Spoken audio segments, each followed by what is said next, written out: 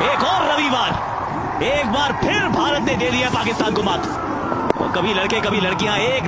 Hello guys, അപ്പോൾ ഇന്ന് നമ്മൾ വന്നേക്കുന്നത് നമ്മുടെ വിമൻസ് ടീം ഇന്നലെ ജയിച്ചു. വേൾഡ് കപ്പ് നടന്നുകൊണ്ടിരിക്കുകയാണ്. പാകിസ്ഥാനോടായിരുന്നു ഇന്നലെ കളി.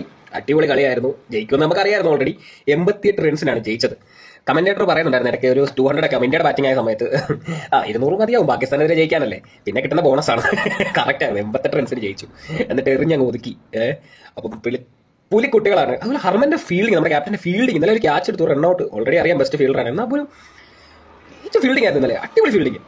അതുപോലെ ക്രാന്തി, ദീപ്തി ശർമ്മ, പൊളിക്കളി എന്ന് പറഞ്ഞപ്പോൾ ഈ ഒരു ഡോമിനൻസ് മെയിൻറ്റെയിൻ ചെയ്യുക. ഇനി അങ്ങോട്ട് വരുന്ന അടുത്ത സൗത്ത് ആഫ്രിക്കയുടെ കൂടെ മാച്ച്, അപ്പോൾ മെയിൻറ്റെയിൻ ചെയ്യുക, പൊളിക്കുക. All the best team, women's team India.